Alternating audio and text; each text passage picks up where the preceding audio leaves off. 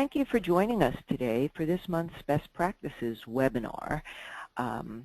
Today I'm really pleased to have with me a new guest speaker, though his company is certainly not new to eMaint, and Andy Rhodes, who's the General Manager for Semeq, Predictive Maintenance Services, is going to be presenting today's topic, Predictive Maintenance Techniques. And a little background on Andy for those of you who don't know him. He has over 20 years of experience in business operations and service delivery in a variety of services industries. He's also certified in thermographic and vibration analysis that I know we'll be talking about a bit more today.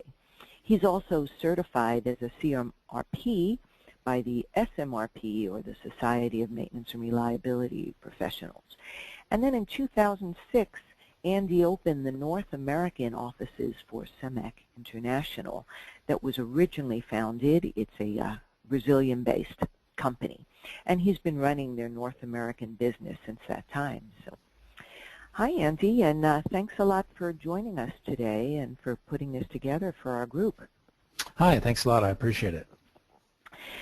And typically, you know, we take a couple minutes to allow everybody to log in, but Andy has gone into has so much material to cover today about the different techniques that I'm going to allow him to jump into it pretty quickly here. But a few quick housekeeping items.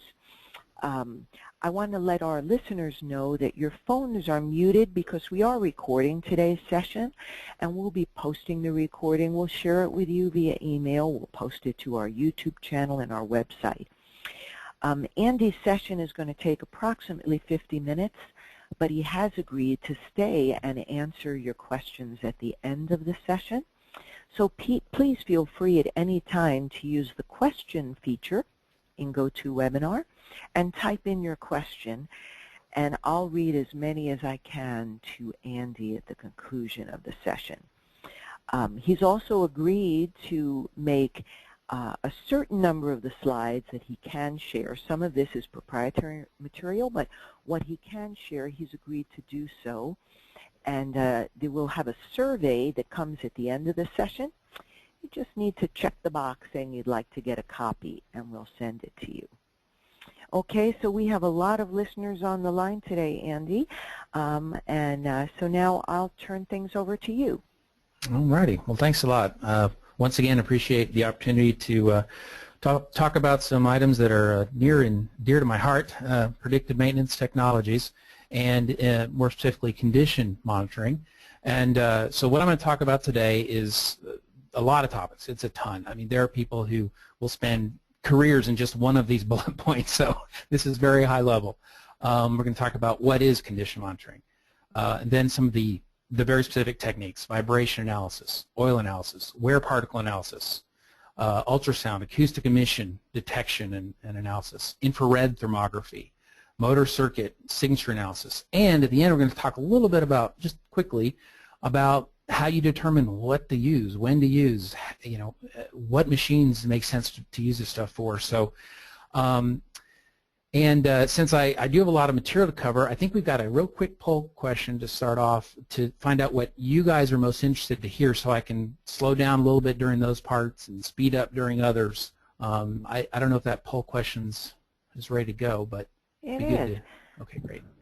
Okay, so I've just launched a poll question for Andy, and if our listeners don't mind responding, and just type your responses right in, which of the following techniques are you most interested in hearing about today?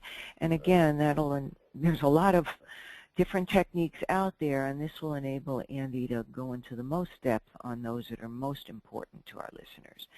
So again, if you don't mind just letting us know, take a moment. Your answers will be anonymous just for the group. And let us know, are you most interested in thermography, oil analysis, vibration, motor circuit, ultrasound, or, you know, perhaps you don't know, which is fine as well. All right, it looks like we've had about 80% of the votes in, so give you a few more moments to think. And also Andy did want to share that, this will be a high-level overview of strategy, not so much a technical session, but really designed to how do you apply these to improve your program. Okay, looks like the votes are in, Andy, so let me go ahead and share this with the group. Looks like about 16%, 1/6 have said thermography is of interest, 13% say oil analysis, 29% vibration, 32% motor circuit analysis, and 11% ultrasound. So I'm not sure, Andy, how this, is how this compares to what you typically see, but it looks like motor circuit and vibration analysis are the two of most interest today. All right? Great. So back to you. All righty. Yeah, that helps me a lot, and it's not surprising. Motor circuit analysis is pretty darn interesting and pretty popular these days. But all right, so let's start with, there we go, condition monitoring. This is going to be a summary of condition monitoring overall. It's very high level, designed to give kind of a big picture of condition monitoring. I'll discuss kind of the goals of condition monitoring and a little bit about what's involved in running a program. So I can start by just describing the term condition monitoring. As it says here, it's the art of monitoring the condition of equipment so we know the health of a machine and have an understanding whether the health is stable or if it's deteriorating. So, knowing that the general health is good, knowing if it's deteriorating is also good. So those are two primary goals of condition monitoring. And it involves determining the health and performance of the machine overall. Both, of course, very important. However, how that information is used as part of your production and maintenance decision-making process is kind of a separate issue. Very important also, and I'll touch on it here. There's whole books on this stuff, so I'll do what I can. All right, so we're actually pretty lucky. Rotating machinery gives off lots of signs as condition and performance deteriorates. We just have to know what to look for. While there are, occasional catastrophic failures or machine goes from, dandy to dead just in a very short time, in most cases we're given fair warning if failure is imminent, and in fact, in many cases we're given a lot of warning. So rotating machinery, it's a lot like the human body. The way most maintenance departments deal with machinery is akin to the way most people deal with their own health. This is a really good analogy, I think, that helps kind of bring it home as to what we're really talking about. So some people lead a hard life, right? Drinking, smoking, working too hard. Sound familiar? Well, these activities are not good for the body. They ignore the vital signs. Eventually the body gives out. They just have to hope that, whatever fails is repairable. And this is really akin to kind of breakdown or reactive maintenance. And then there's people who likewise may not take good care of themselves, but they'll take a few vitamins now and again, occasionally visit some sort of health farm or something like that to try and make up for all the damage they've done. And they might periodically try to do the right thing, but they still get sick from time to time, and actually they often feel worse when they come back from those health farms. This is akin to more of the preventive maintenance. They're kind of rough analogies to kind of give some context here. And next we have the people who still don't take great care of themselves, but they do regularly go to a doctor. The doctor takes their blood pressure, a few samples of bodily fluids, listens to their heart. The doctor tries to detect if there's any problems and then administers the required drugs or other remedies, before the person gets too sick. Occasionally a person will allow himself to get sick, but they're going against the doctor's warnings when they do. And this is kind of akin to kind of predictive maintenance that you might hear about it. Of course, finally, we have healthy people. They eat the right foods. They get plenty of exercise. We're all incredibly jealous of them. But they know what's good for their body. So they try to make the effort to do what they can to stay healthy. They visit their doctor. They go through the tests just in case they do catch a virus or, they're keeping on top of it. But by and large, they work to stay healthy. Their employers consider them very reliable. They rarely miss any work. And this is akin to proactive or precision maintenance. If you do actually get sick, regardless of how you look out after yourself, a good doctor will not only diagnose the illness and help you get back to good health. The doctor also work with you to find out why you got sick in the first place, which may actually involve more tests, review of your health and diet over the previous months and years. So with this knowledge and, of course, the willingness to make changes, you can make sure that you do not suffer from the illness again. And this is called root cause analysis. Doctor gets to the root of the problem. So, I mean, if we take care of the machines, just similar to what we were talking about here with ourselves, they're more reliable. Correct specifications, correctly installed. We use precision balancing and alignment, lubrication. We do root cause analysis. You put all that together, and we can have really, really healthy equipment. Of course, we also have to take the appropriate actions. You can reduce the risk of catastrophic failures, which of course reduce downtime, reduce labor costs, parts inventory, and of course greater profit. So when we're through with all our tests, we hope to be able to build a clear picture of the machine's health. That's kind of the idea. And it's true, we can tell what's happening inside the machine. We can. There's technology for that. I'm going to talk about that in a second. And there's a few other interesting points. The first is that we get the best picture of the machine's health when we perform all of the tests and then correlate the results. It's a very important point that I think a lot of people don't always catch on to. But one test alone can be misleading. It may give only part of the picture of the health of a particular piece of equipment. In fact, certain tests can't give you any information about some faults a machine can face. Like, for example, wear particle tests on the oil sample won't tell you if you have an imbalance problem with the machine. Vibration can't tell you if there's contaminants in the lubricant, right? So you really want to integrate all the results, and this is commonly referred to as integrated condition monitoring. It's really something I think is a lot missed. We always look at each technique and we forget. You really need to pull them all together, use them all together to get a real clear view of what's happening with your equipment. So the second point is certain tests can tell us about situations that can cause problems for a machine. For example, a resonance per se is not a fault. I mean, all equipment has resonance frequencies. All machines do. The fact that a resonance at running speed can result in excessive vibration that could damage the bearings is a problem. Contaminants in lubricant, not a problem in amongst themselves, but the fact that this contamination can then cause bearing problems and other lubricated components to be damaged, that's the problem. So it's the indicators aren't the problems themselves, but the fact that they can impact your equipment, obviously that's the real problem. So the third point is that our best results are achieved when we've had previous results to compare against and some data to use as a reference. Doctors know what blood pressure is normal, and they know what they expect to find in your blood, right? They know what should be in there. And if you have high blood pressure, they're going to be interested to know what it's been like for the last few months. What have you done? Why is your blood pressure high? They'll want to monitor it more closely over the next few months. They may ask you to come in more often. We try to do the same thing with rotating machinery.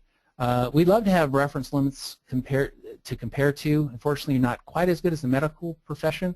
We do have some. I mean, there's some ISO standards and other standards out there that are pretty good.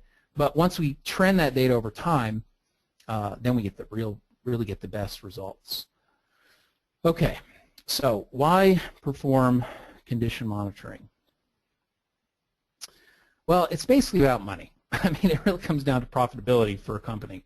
When a machine fails, it stops production. Downtime, incredibly expensive. Loss of production, you got spoiled product, wastage. They eat into your profit. They eat into the bottom line for the company. When a machine fails, secondary damage can occur. So instead of just replacing a pretty inexpensive bearing, an entire rotor or worse may need to be replaced. So the costs can really get out of hand quickly when you have a unplanned failure. They're all unplanned, right? In addition, the repair time's longer, results in longer downtime, higher labor costs. And another thing is when a machine fails, spare parts have got to be around to complete the repair. So you got to have all the spare part inventory, or you got to do last minute, ordering and overnight shipments, and it can be really expensive. So if we can assess the risk of failure, then we can plan the outage at the most cost-effective time. Parts can be ordered, labor can be organized, and we can do this all if we're monitoring the equipment according to a good plan, using the right techniques, which I'll talk more about in a little bit. So benefits in summary. If we can know or evaluate the risk of failure, we can plan at the most cost-effective time. We can have the parts on hand, the labor can be organized, and we don't need to perform a lot of extra preventive maintenance.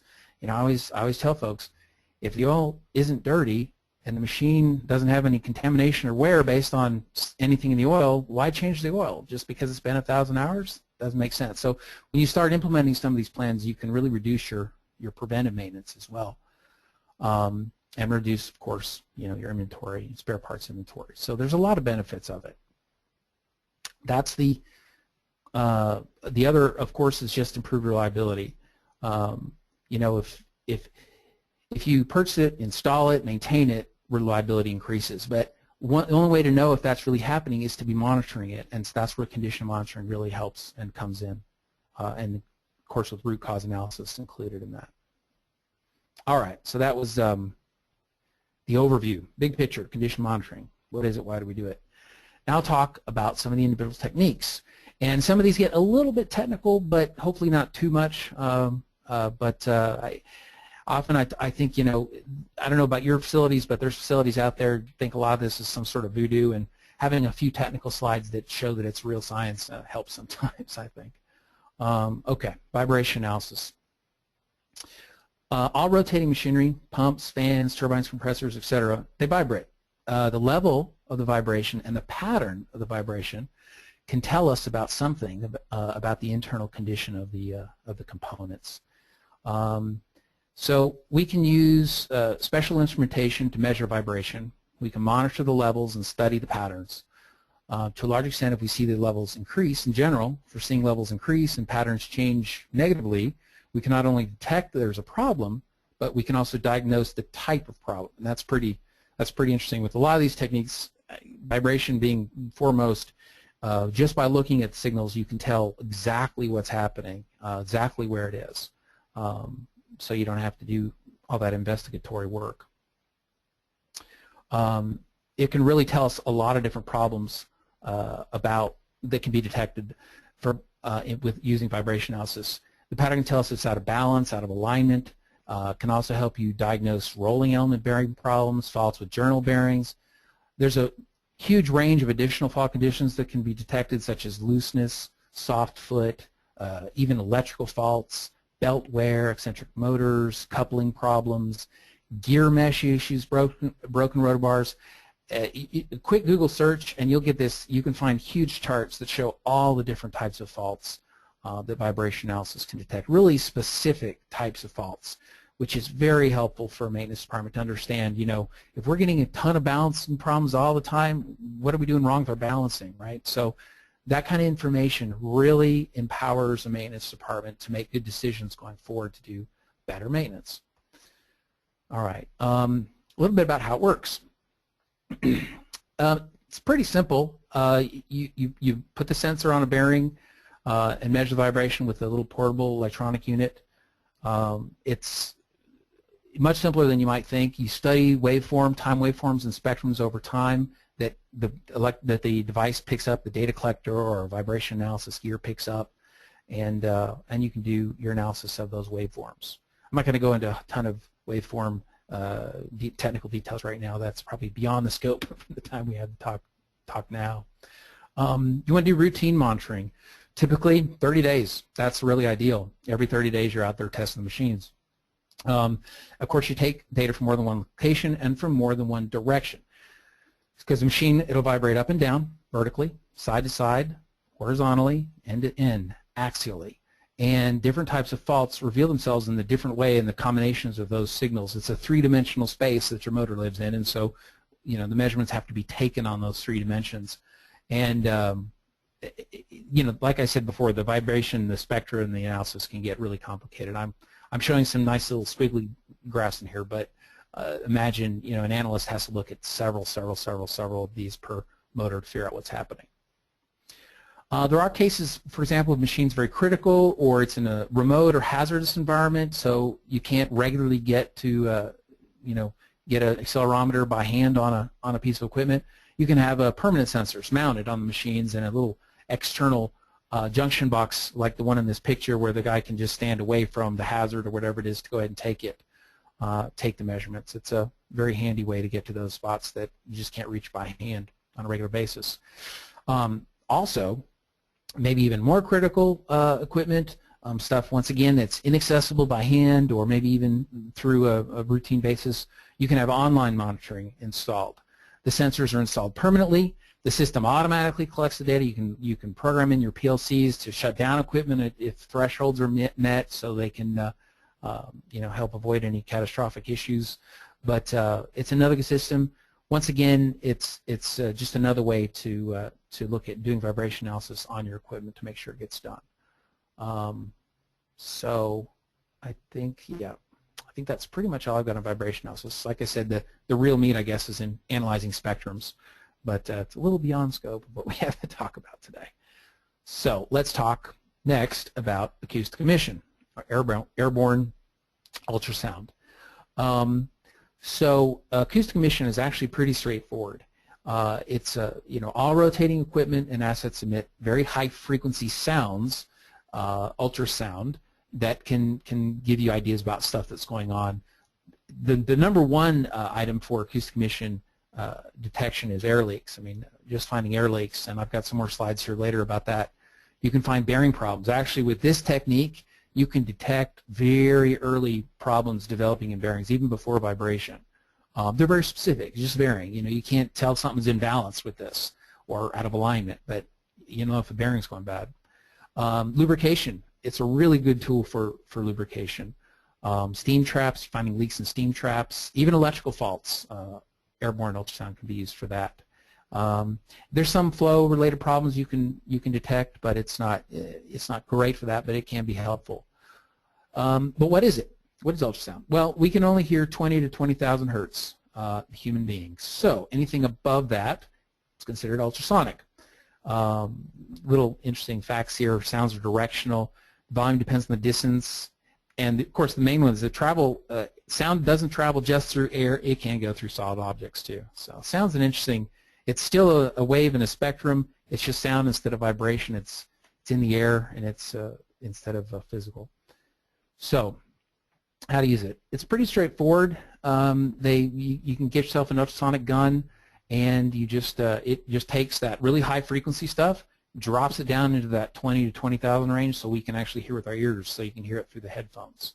It's a pretty simple process to make it so that human beings can hear it. There's a couple ways you can do it. I mean, you can just listen. You just walk around a plant with your gun, listening, and oh, there's an air leak. You get close to it. It's kind of like hot and cold game when we were little kids. Hot or hot. Oh, there's air leak. I got it.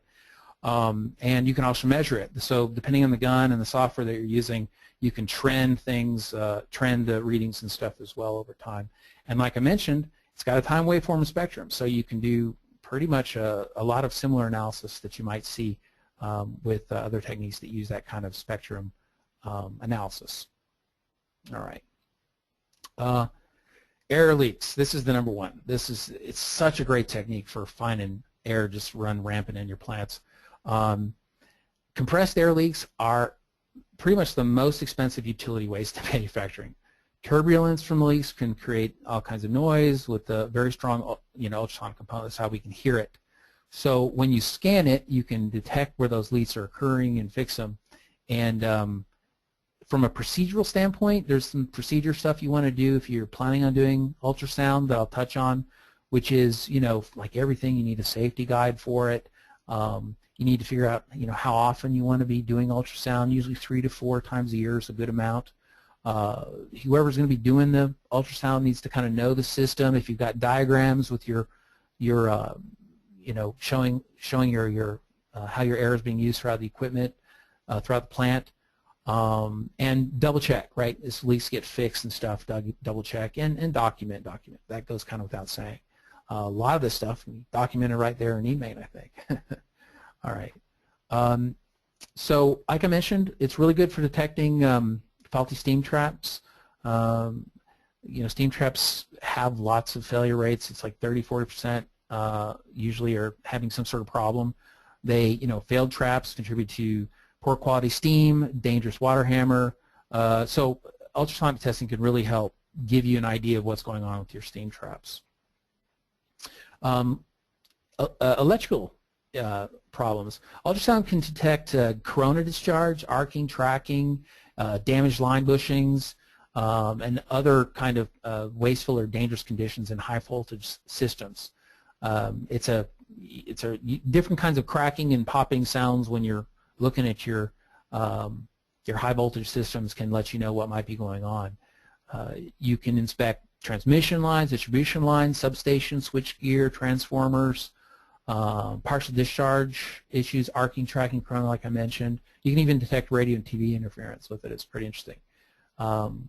So you get little different sounds. It's quite different than air leak and stuff, but you can definitely hear almost like, when you think of electricity crackling, the different kinds of crackle that you can detect with this kind of equipment can tell you what might be going on with your subsystems.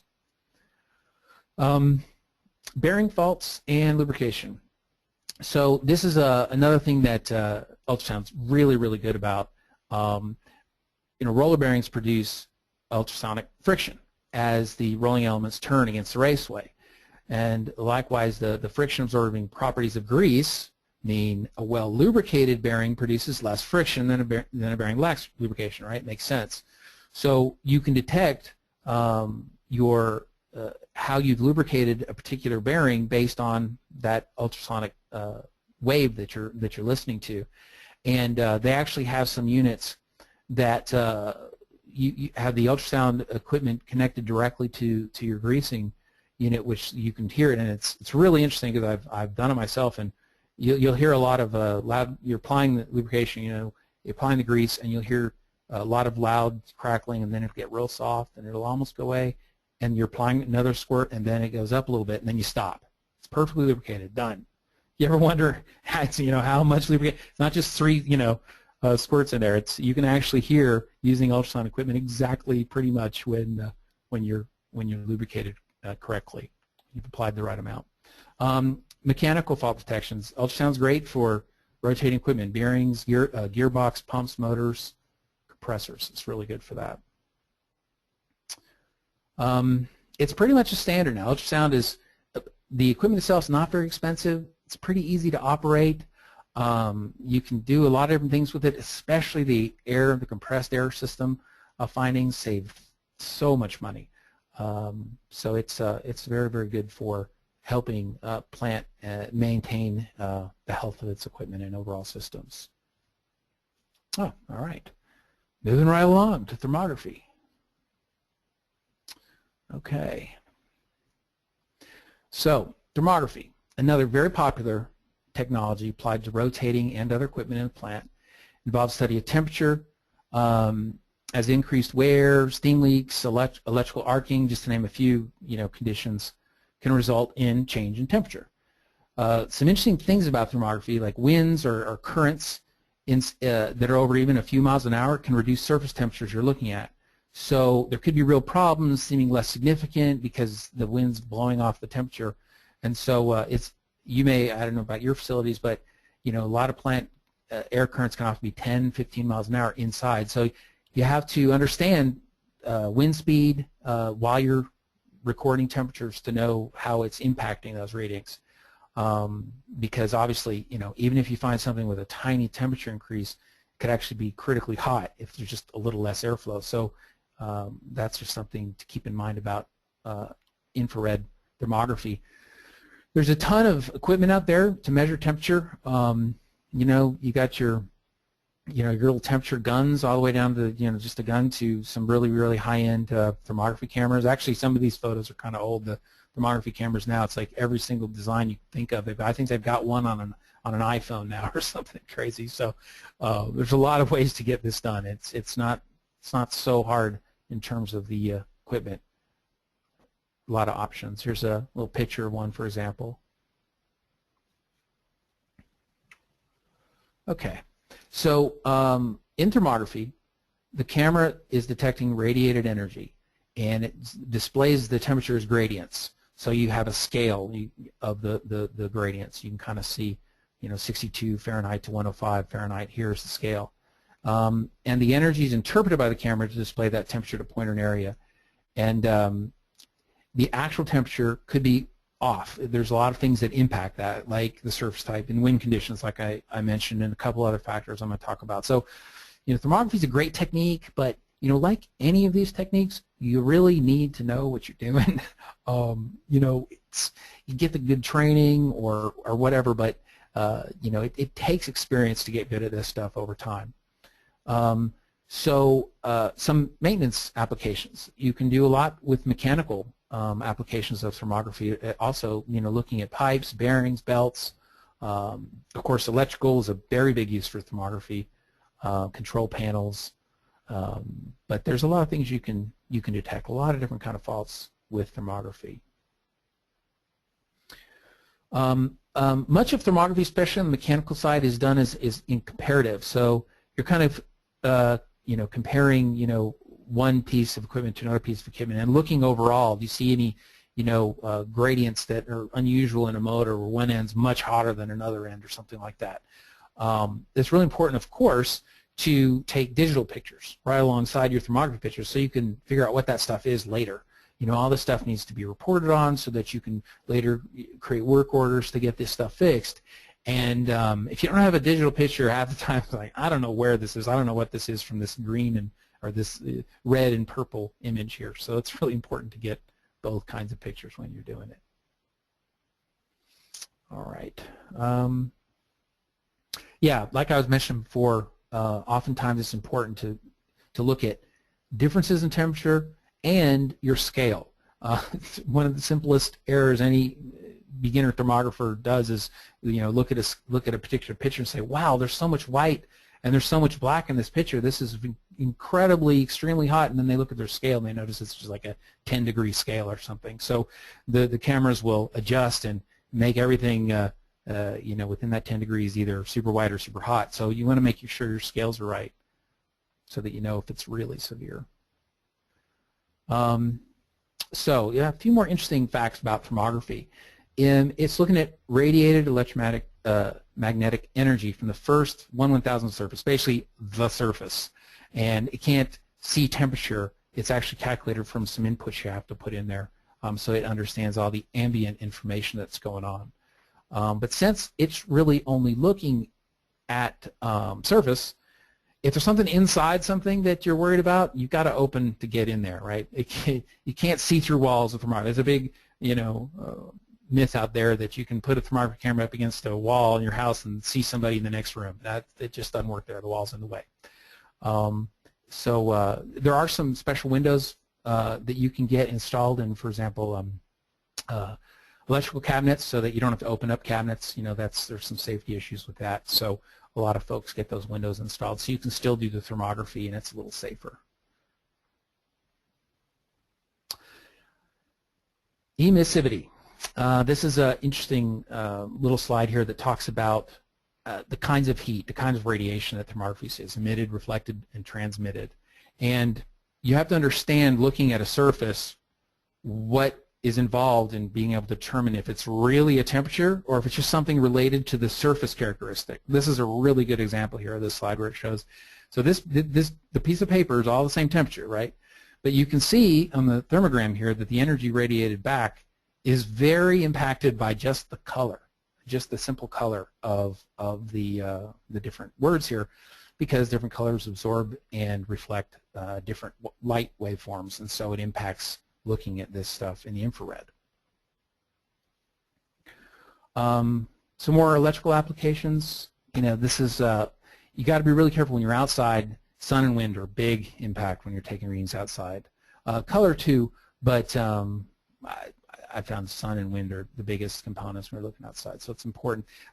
Like I've said a couple times, it takes some experience and some serious training to get good at this stuff. But this kind of gets you some ideas about the kinds of things that you need to consider if you're looking at doing some of these programs. Some other electrical applications: finding loose connections and overloading. You can find bus bar connections, unbalanced loads. It's electricity, right? Be careful. That's kind of understated, but like anything, safety first. You can see connection problems due to crimping. Some examples here I thought were interesting. fuse problems, and more connection problems. It's really clear when you got that camera up. Sometimes you're just like, wow, it's just, as long as you got everything set right to scale and you know your ambient temperatures and all that other good stuff, then these things become pretty clear when you see hot spots, as it were. You can see problems with fuses. Let's see. Here we go. Yeah, electrical panels. Sorry, there's a little delay in some of these pictures, so I want to make sure you guys are seeing them, so I'm going a little slower. You can detect candy striping of cables. You've got some problems with the. Like I mentioned before, there are good mechanical applications as well. You can see, problems with bearings as they're generating too much friction. Maybe there's some lubrication issue, or just maybe you've got some insulation or just dirt, in your motor that's causing it to overheat. Pumps, pipes, compressors. Essentially, if it doesn't look right and you've got everything else right, all your settings and everything, then there's something going on with that equipment. It's a real good indicator. And finally, belt drives, another application.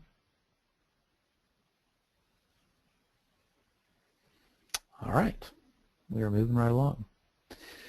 Electrical motors testing. This is some interesting stuff here. And I think it was the highest percentage on our poll about people most interested in. So I'll make sure we spend some time. Mechanical faults can be detected with vibration analysis, acoustic emission, thermography. But there's a lot of things that those things can't detect about the motor that only electric motor testing can do. There's different kinds of tests. There's static or offline tests and dynamic or online tests when the motor's actually running. And there's a whole bunch of different tests that you can do on electric motors. Like I mentioned, vibration can find stuff with stators, rotors, air gaps, soft footing, bearings. But there's a lot of faults that only motor circuit test analysis can determine. So we find that you can look at during startup. There's some issues with high temperatures that can develop around crack or open bar, causing potential damages to the rotor core as well as stator insulation. There's thermal expansion of the copper that can change severity of the defect. Electrical effects of like broken or cracked rotor bars. As you can see, increase in rotor circuit impedance, and therefore stator impedance. Damage to rotor laminators. Laminations is another big issue that this kind of technique can help you find.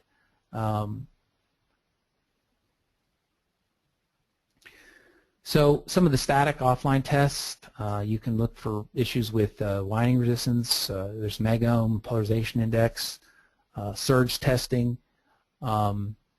It's static or this kind of offline testing is usually performed maybe once a year during an outage or twice a year. Motors are shut down. Offline testing is also used as a quality assurance tool. That's a really good application when you first receive a reconditioned or a reround motor from a motor shop. Just before you're stored or put them back in the services. Sometimes if you test these incoming motor provides, just proof that the motor shop's doing its job. But I find recently a lot of the motor shops are pre-testing them before they send them back. But as you test them as they come back, you set up a new baseline for the motor for future trending. Because like all these techniques, trending is really important with motor circuit analysis. So the offline equipment can also be used as a troubleshooting tool. Anytime a problem's occurred in a motor, you can go ahead and test it again to make sure that that it's up to spec.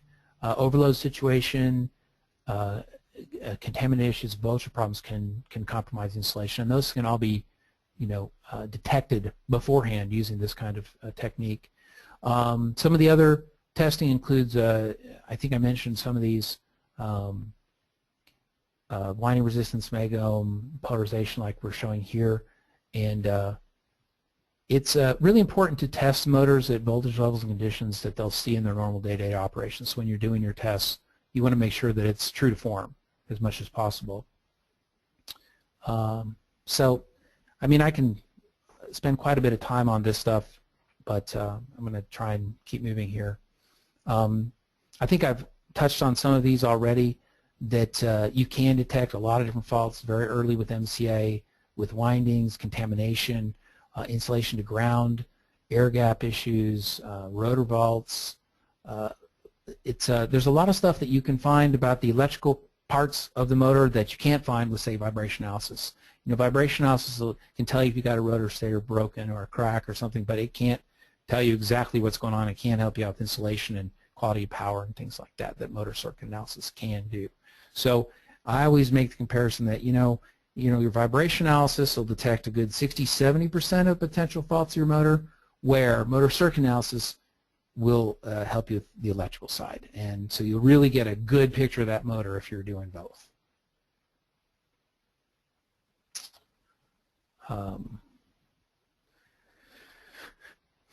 Yeah, this is basically what I was saying about this. It looks like I jumped ahead on a slide here, but you can use these two techniques in conjunction, vibration and motor circuit analysis, to give you a good picture of your equipment. All right, so quickly move on to oil. I'm looking at my time. I think we're okay. I think I can get through oil pretty quickly. So, oil analysis. Oil is the lifeblood of your rotating machinery. You know, you might hear the analogy all the time. It's the blood of the equipment. When you're looking at oil analysis, you want to make sure that the oil is still performing as it was designed. You know, viscosity. If you've got additives, you can tell if it's the right kind. You can tell if you've got the right oil in it. Sometimes, I mean, more than you would think, more often than you would think. Sometimes we're putting the wrong oil in the equipment, and by testing, it's the only way you figure out. It's like, wow, this viscosity is way off what it says we're supposed to be putting in here. Once again, it's a routine thing. You have your oil samples collected, analyzed. Sometimes there's some small on-site labs that you can purchase, or you can send them to an off-site laboratory. They can look at viscosity, water, and of course elemental analysis. And here's just an example of some of the oil tests that are out there. Acid base levels. Interesting on the water, there's a crackle test, which, you know, I don't know if you guys have heard of crackle. I'm sure most of you have, but crackle test is funny. It's called crackle test because they literally just put a drop of oil on a heat source, and if it crackles, it has water in it. It's kind of a very quick test. Carl Fisher is much better. It'll tell you very, very small concentrations of water, exactly what the levels are. Particle counts, so you can see what kinds of contamination you might have in the oil. So, you know, oil analysis itself is good, but to be better, you want to do oil analysis and wear particle, because oil analysis just tests the oil. Wear particle analysis tests the machine, tests the component. That's what this strength and weakness is kind of explaining. There's also some other oil analysis tests you don't think about very often, which is visual. I mean, if you're trained properly, you can actually look at oil and tell. Probably many folks that work with their equipment in your facilities normally can tell just by looking at it. Says, yeah, the color is looking bad. I think we need to change it. It's all valuable input into an overall analysis program. Smell, you know, you can tell by the smell of an oil if something is, if it got burned or something. So the oil analysis tests the oil, where particle analysis, which we're going to talk about next, tells you more about what's happening inside the machine. So if you find a lot of contaminants, you know, if you do a spectrometry and you find a lot of different contaminants in the oil, your next step really is to look at what kinds of contaminants are there, what components are having issues enough that they're, you know, breaking up into the oil essentially.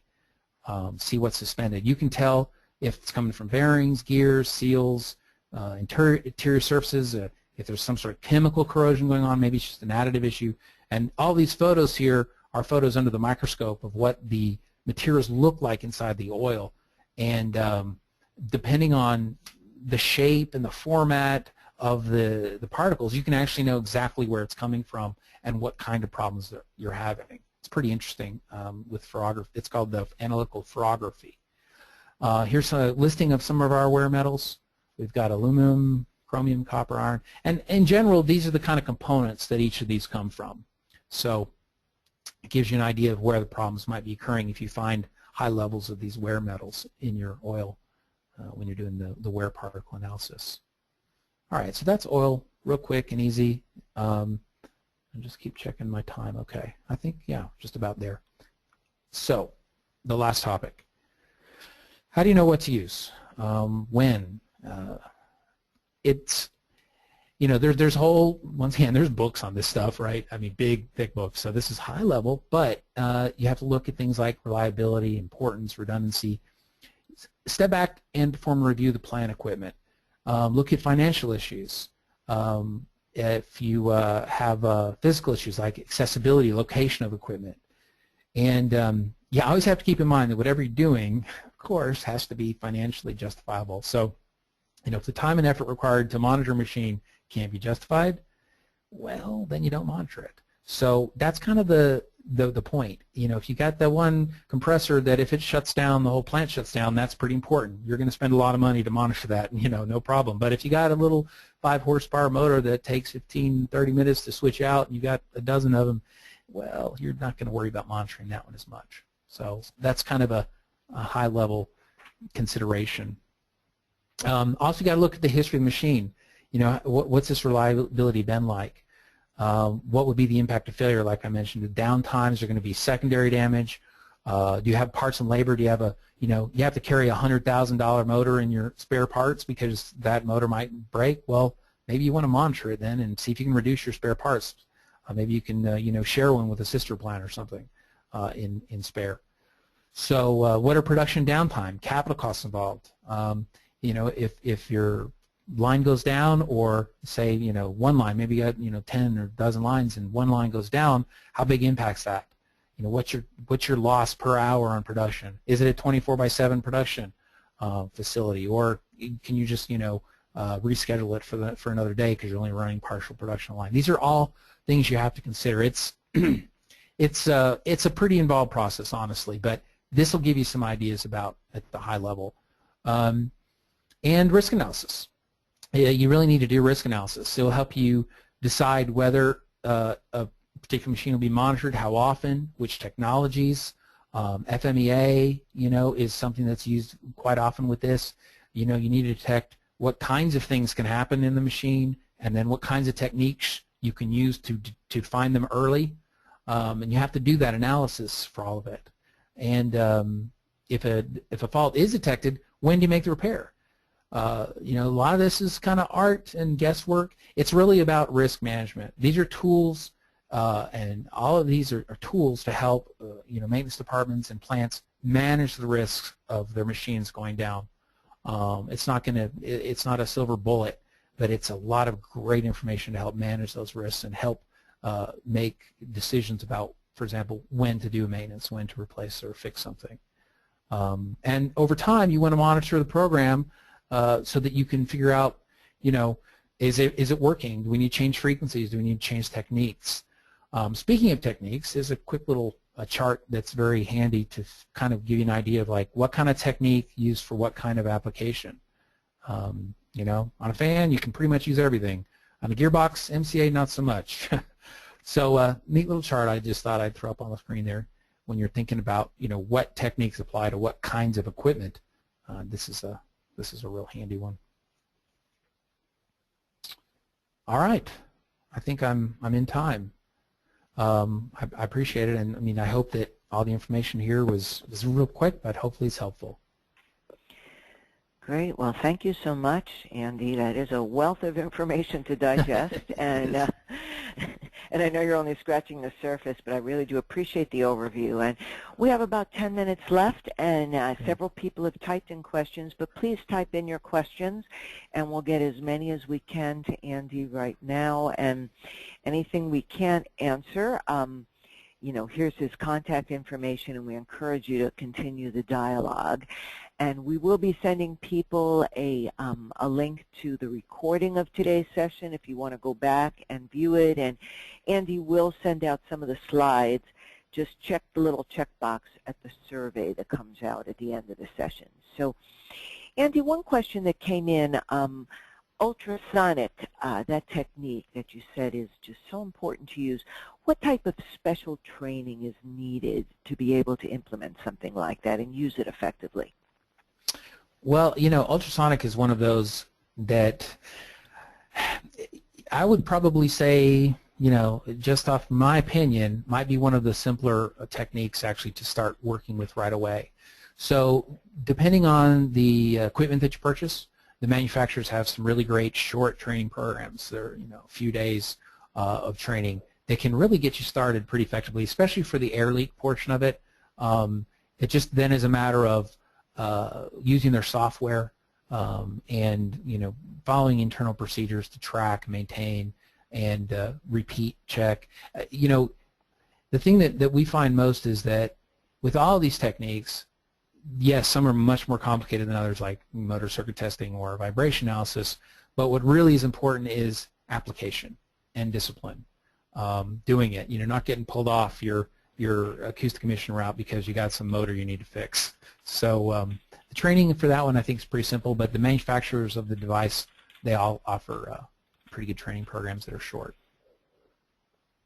Great. Okay, appreciate that. How many condition monitoring maintenance techs? This is just obviously a general question, but if we're talking about a power plant, 500 milliwatts, it's coal-fired, do you have some kind of rule of thumb to understand how many people and how many different technicians you would need to really implement a condition monitoring program? And we've had related ones also, Andy, about the cost to come in and do a plant inspection. Right. So maybe you can just give us some ideas. You've kind of talked about some of the benefits and the savings. What are some of the investments that you have to be prepared to make? Sure. Yeah, for a particular plant, it really varies. And like anything you do, you want to kind of start off small and grow. But in general, you might find that you can monitor, say, I kind of think of things in terms of components. So like a motor is a component, a gearbox is one component, a pump is a component. So that's like, you might have one little set that's really 3 components. So you might be able to monitor 2,000 or 3,000 components a month with just, a single analyst for, say, vibration. But then when you add all your other techniques, and that's where it gets interesting, is because if you really want to do the integrated approach, you need to add the additional techniques so that you're, corroborating all of the results. And it gets hard because you might not need a full-time thermographer or a, full-time ultrasound guy, or you might not want that. But that would be just a really rough estimate in terms of components. And then you can kind of apply that to your particular plant in your head. Say, well, we got about 10,000 components, so I need maybe 3 guys or whatever it is. So. In terms of cost, there's a lot of different ways to go about getting your plans implemented and done, but the cost could really range. It's very regional, but it's usually I think there's a lot of folks out there who will come in and do it for you, and there's folks like us who kind of do a project-based pricing where we have to really look at the plant, determine everything involved, and then come up with pricing. And then there's some folks that will do hourly base, and the hourlies are anything from $100 to up an hour to get some of these services done at your facility. Right, excellent. Well, that's a good rule of thumb. And related question that came in, so if you're just getting started, and one thing that did occur to me, Andy, because last month or perhaps the month before in our monthly best practices we were talking about asset criticality and how, in some cases if it's non-critical equipment it can run to failure, and others, so I assume that the same applies here, that as you start to do a program, just as you pick different techniques, you start to look at your most critical equipment first. Would that be true? Absolutely. I mean, there's a lot of rules of thumb out there, like quartiles or thirds. You might start with the top 25% of your equipment and start your plan with that. And then, as that becomes healthy and reliable, you move to the next 25% or however, you break it up. But definitely want to start with the more critical things. You have to do that criticality analysis.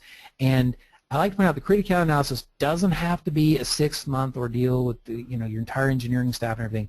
You can actually get it done in a few days in a pragmatic way that gives you you know, that 80-20 rule, right? 80% good. So you don't. It doesn't have to be overwhelming. I think a lot of people are overwhelmed when they're like, oh, I got to do criticality analysis, and everybody just, oh no, it doesn't have to be that overwhelming. You can actually start pretty quickly with the program because you pretty much know off the top of your head which equipment's critical anyway, right? Right. Right. Just get started. The rest is easy, as they say. Yeah. Build on it. One listener asked if you had to pick just 2 techniques of the ones, and I guess this could probably depend maybe on environment or other factors, but you know, if someone wants to get started, and in your experience, what are the 2 places? I know you mentioned vibration. We just had such broad application, but if you just say wanted to pick the top 2 to get started, what do you typically see? You know, definitely vibration and oil analysis. They're really they work hand in hand. They're 2 really good techniques to use. It's hard to discount acoustic emission because when you do that air leak survey, you're going to save a ton of money when you fix those leaks right off the bat. So it's kind of like an easy sell internally. But as far as really getting your equipment healthy, if you had to pick 2, I'd say vibration and oil. Excellent. And you were also mentioning the frequency with which you have to conduct these analysis. As a rule, you know, I think vibration you mentioned every 30 days, and on acoustic emission 3 to 4 times a year. If you have, one listener asked, if you are doing oil analysis and you have an environment with a lot of contaminants, in this case it's wood dust, how often do you recommend doing the analysis in a... Yeah, if you've got a really dirty environment with a lot of stuff in the air and things like that, definitely I would do it bi-monthly. And if you've got really critical equipment, you might even do a few monthly oil samples analysis. But bi-monthly in a dirty environment for sure. And the standard is more or less quarterly for a kind of a normal program.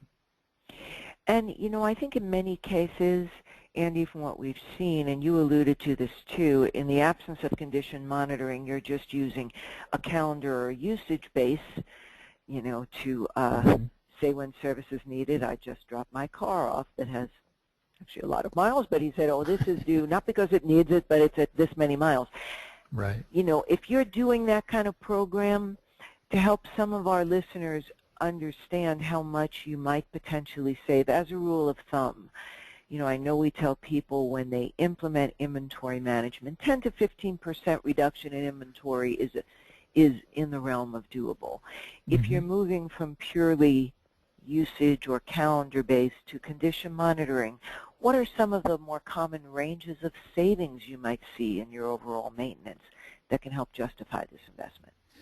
Well, it's hard to put a dollar amount on it, but there are a lot of studies that show that kind of a best-class scenario, or you know, best-in-class scenario is where you're down to maybe 20-25% preventive